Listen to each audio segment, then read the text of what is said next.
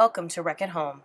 Today we will be creating 3 red, white, and blue art projects, including fireworks paintings, patriotic paper popsicles, and a draw an eagle project.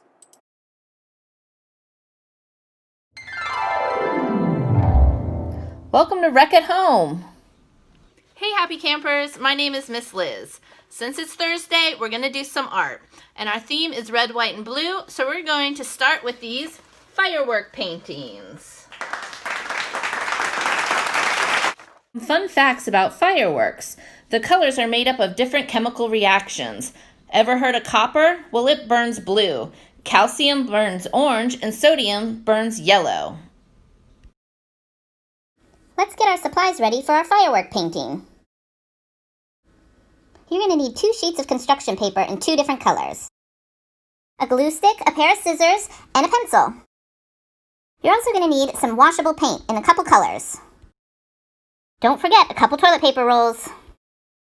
Also use a fork, but be sure to ask an adult first. Today we have 3 expectations. Number 1 is try your best. Try every project. Number 2 is be safe. Use art materials safely, especially scissors. Number 3 is be kind. Cover the tables you're using, share materials, clean up after the projects, and thank anyone who helped you today. You're going to start by cutting up your toilet paper rolls to make the fireworks. I like to use my pencil to draw a line around the toilet paper roll so I know how far I'm going to be cutting. So after I have 2 lines drawn around my rolls, I'm going to take my scissors and cut up until that line. And now I'm going to make cuts all around the toilet paper roll. So I want to go all the way around both rolls. I have cut some already, so we're going to use those today. So when you're finished cutting, you're going to have like fringe around your rolls, and that is great. That's what you want. We're going to kind of push them out so they'll be ready to use. I'll just go around both of them here. Next, what we're going to do is use a piece of tin foil to put our paint on. You can use anything to hold your paint, but tin foil is pretty easy because it's easy to clean up. So then I'm going to grab my paint color. These are going to be the color of your fireworks. So any paint color will work because fireworks are really any color of the rainbow. So I'm going to use like a pinkish red, a yellow, I'm going to use some green, and I'm also going to use some white. When you are putting your paints out, you don't need a whole lot. A little bit of paint goes a long way, so you don't need a ton of paint. The next step is we're going to actually start painting the fireworks using our toilet paper rolls. I'm going to start with this one and just dip it into the first paint color. So I'm going to choose white to start with, and I'm just going to go around and push down on my toilet paper roll. This is going to kind of splatter the paint in a nice way, and it will kind of make the start of what is going to be our fireworks. So we're just going to kind of go around, make sure we get all of the paper. All right. I'm going to use the same roll and use a different color paint. So since I started with white, I don't really need to get the white paint off here. I'm just going to add more color to it. So, which is totally fine. It will work. And we're just going to do the same thing. Just kind of add some more paint when you feel like you need it. And just go around and add some fireworks. Now I'm going to kind of switch it up. This tube is a little bigger, so I'm going to use this for my next 2 colors. I'll start with this reddish pink color, And we'll just add those. You can use different techniques also when you're painting. So I'm dabbing, but you can twist the toilet paper roll, make it look like more like circles when you do it. It's all up to you, because fireworks can look any way that you like. So now I've used 3 of my colors, and I think what I'm gonna do for the 4th color, which is green, is use a fork. You can use any kind of fork. This is just one I have in my drawer. If you have plastic forks, you can use those too. But you're gonna do the same thing. Just dip your fork in the paint and pull the fork across the paper. This will just add different lines and textures to your fireworks. So as we do this, we're just adding a bunch of different colors. You can see they're all going on top of each other, which is totally okay. So I'm just adding a little bit more, and there you go. We've painted our fireworks. So the next step of this is we would like to add kind of a cityscape. So we're gonna move our paper and let the paint dry. You can just set it aside. You can set it outside if you want. If it's a nice day, it'll help it dry quicker. But you just wanna move that aside. Next, I'm going to grab the black construction paper. We're gonna use black because that will help us create a really cool looking silhouette of our city. So here's an example. I just Googled it. So you can make up your own city, or you can Google city silhouettes, and it will give you different ideas for what your city can look like. Next, I'm gonna take my pencil and draw out the outlines of my buildings in the cityscape. So I'm gonna set that aside, and you can just draw out your buildings. It might be hard to see the pencil on the black paper on the camera, but I promise you, you'll be able to see it in person. So you can do any kind of shapes or sizes of your buildings, or however you want it to look. It could be really busy, or maybe not a whole lot of buildings, just however you like your city to look. You're gonna wanna go across your whole picture here. You wanna use up all your paper, draw different shapes, different styles of buildings. So once you have your drawing done, you're gonna use your scissors and cut out your buildings. I have already cut out my city. So I'm going to use this city as my cityscape, and the backdrop will be our firework painting.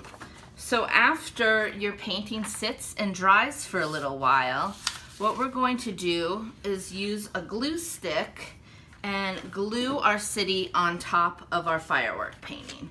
So I'm just gonna really quick use my glue stick. If you don't have a glue stick at home and you have regular bottle school glue, you can use that too. Anything will work. We're just gonna try and use the items we have at home.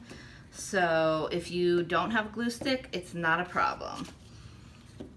So we'll just finish adding our glue,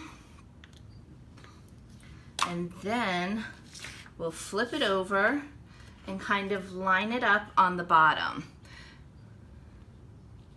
of the page and stick our cityscape on top of our fireworks. This is the finished product. It looks pretty cool because you have the really bright, colorful background of the fireworks in the night sky, and then against the plain black buildings of the city. So what do you guys think? Do you like it? You want to try and make your own? Maybe you can make the city look like Washington, D.C. or Arlington, or you can make up your very own city. It's really up to you. I hope you guys had fun making this project, and have a good holiday weekend. Talk to you later. Our next project is Patriotic paper popsicles. Hey happy campers, welcome to Rec at Home. My name is Mr. Jim and this week's theme is red, white, and blue. This week we are going to be making patriotic paper popsicles. Isn't that right, Sir Popsicle Dude? Oh, totally, Mr. J. Today's fun fact is about Snapple's attempt at creating the world's largest popsicle. In 2005, Snapple made a popsicle that was 25 feet tall and 17.5 tons.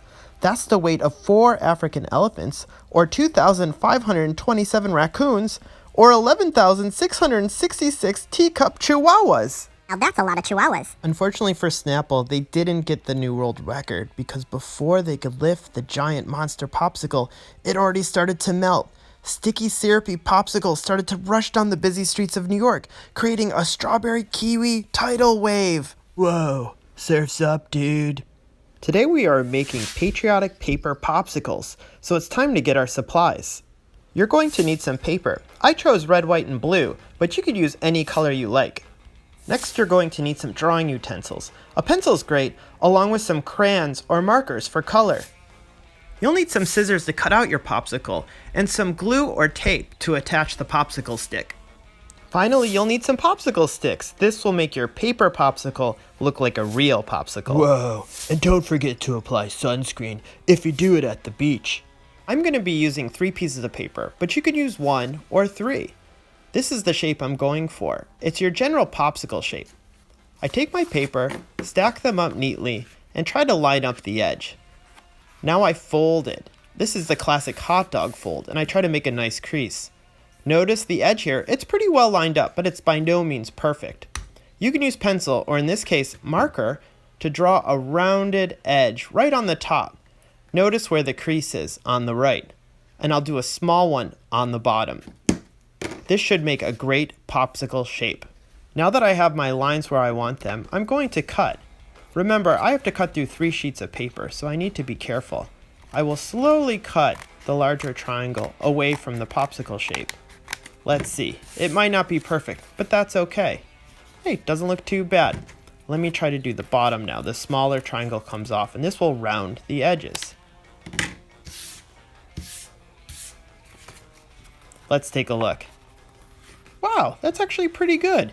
You know, if it takes you a few tries to get that, that's okay. I can always trim it with scissors as well for a more perfect shape, even though perfect doesn't exist. Let's take a look at how the 3 sheets look together. 1, 2, 3. Awesome! I'm going to use white as a base, so let me here start with blue. That's going to be the bottom color of my popsicle.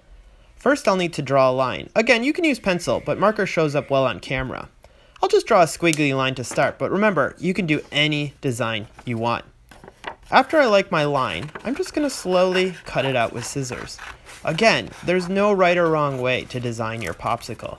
It's really up to you. Once I cut it out, I can put it on top of my white to see what I get. I can even flip it over so you don't see the black marker line. Hey, that looks pretty good. Okay. Now for the red. I think I'll use the red to design the top of the popsicle. So in the same way I did the bottom, same thing for the top. I'm going to draw my wavy line with black marker, and then again, I'll slowly cut out the shape. Notice here I'm not even cutting on the lines, because you might not even see the line if I flip it over. That's okay. Again, I don't like when things are perfect, so close to perfect, good enough for me. Wow, that's actually looking quite a bit like a popsicle. If I like my design, now's the time to use glue. So I'm just going to use a little bit of glue stick on the bottom of my blue. This will be the bottom of the popsicle.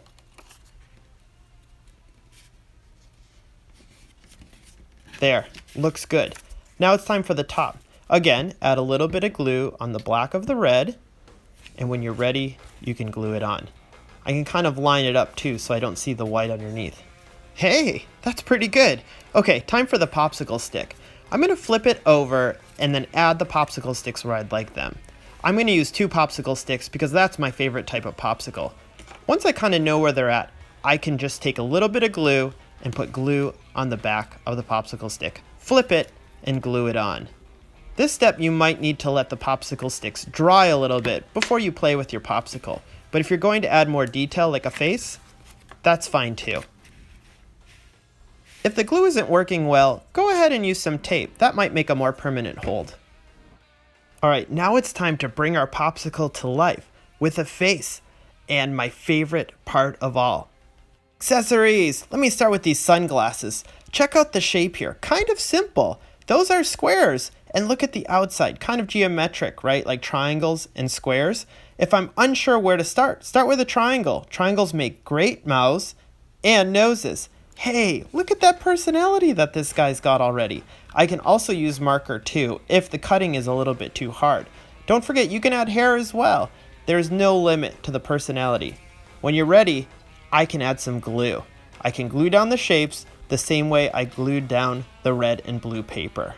And remember, you can always add more. Alright, let's finish gluing down these sunglasses, and I should be just about done. Wow, this guy looks awesome. He's ready to take on 4th of July and more. Now who needs a popsicle? Don't eat me!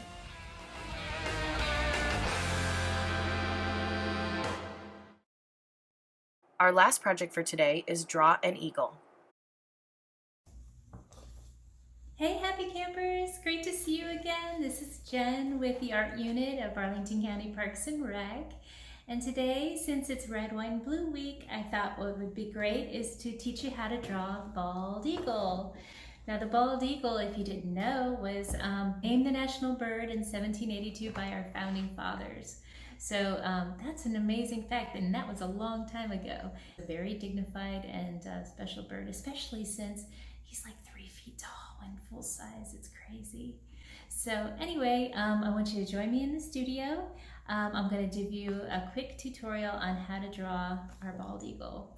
All you'll need is some paper, some markers, and a pencil, and that's it. So I'll see you in a second.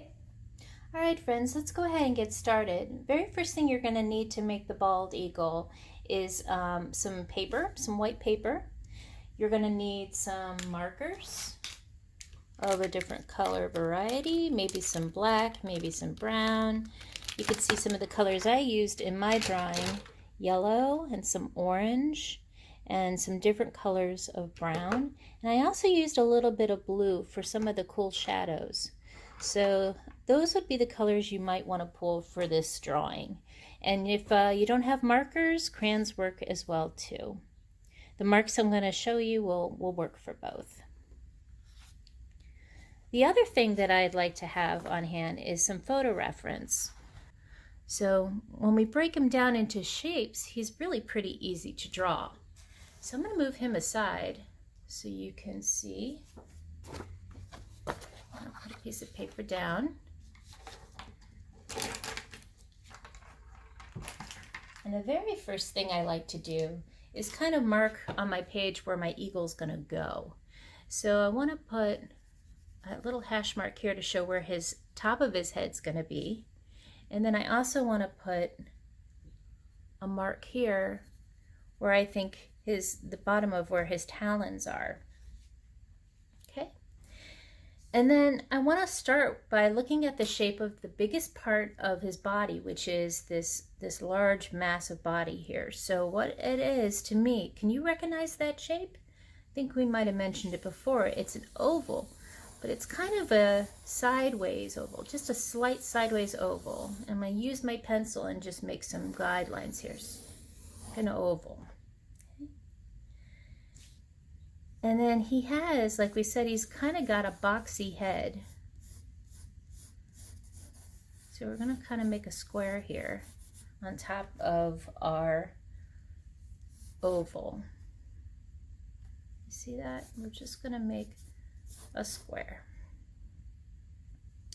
And we said that he's got a rectangle sort of for a beak. So what we're going to do is we're going to use our measurements just kind of by sight, and he's pretty much about at a third. His head is about broken into 3 parts. So we're going to say 3 parts. This is one part, this is one part of his neck, and then this is the base. So we're going to break that into 3 parts, 3 equal parts. Just like that. And we're going to work with this first part here. And here is where his beak is. So we want to kind of make a rectangle, long rectangle, but we want to curl it down. See? Just make that top line come down a little. And then you're going to make and define that very straight bottom part of his beak. His beak comes up like that, and then he kind of has a kind of a frown, and then it goes into a small smile. He's got a little bump here, right here. Actually, I'm sorry, got a little bump here. So we're going to put the little bump here too. And that kind of helps us to define where his eye goes. Do you see where his feathers kind of look like an eyebrow there? It's also very straight. So we're going to just make that where his eye should go. Okay. And then we're going to start to curve some of these lines. So you see the square? Now we're going to sort of round it out. And up here, where he's got his head, you're going to round out. And you see those lines? Those are his feathers. So we want to make sure we include those too. All right, now here's our, remember our oval shape. So now what we want to do is we want to define his feathers here. And I'm just going to bring that down and bring this down here. And his feet come out like this.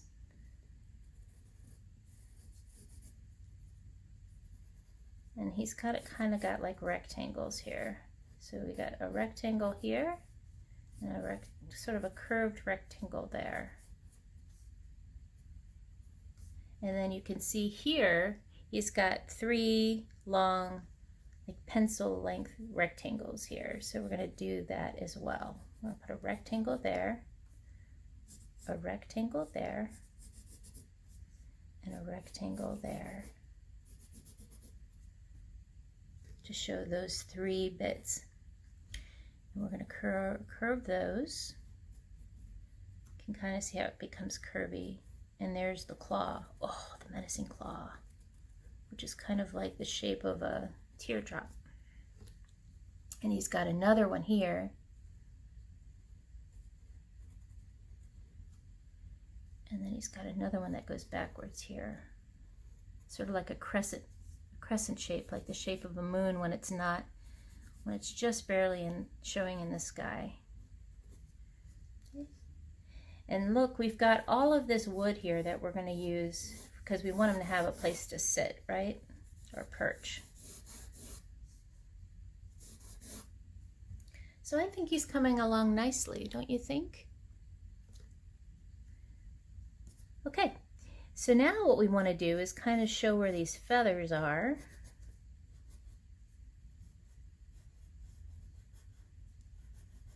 It comes down there, and he kind of bumps out a little bit. So that oval now has a little bit of a bump out.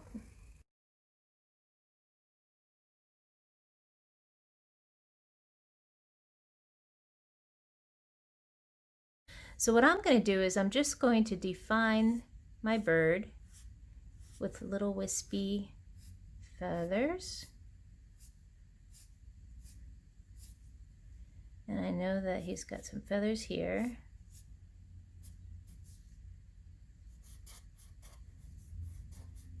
Just like so. And then I kind of want to elongate.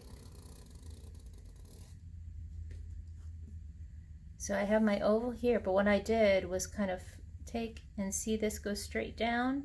I want to follow this guy straight down to where the wood is. And then I want to add where his body is here.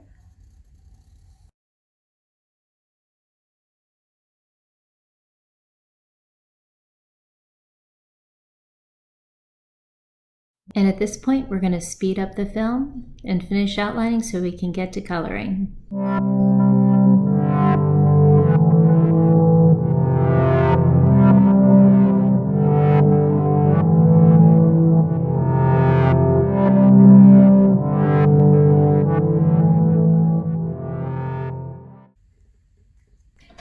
And I'm going to always go in the direction of the feathers. So if you can kind of see how the feathers come down and around like this, and they kind of sweep that way. That's kind of what we want to do when we make our marks. So you want to sort of sweep your marker or your crayon down like this.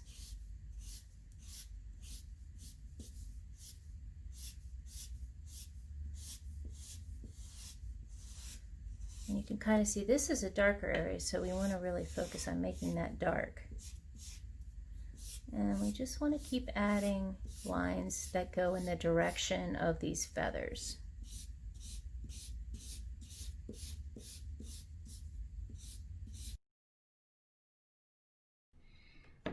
And from here on out, we're going to color the eagle.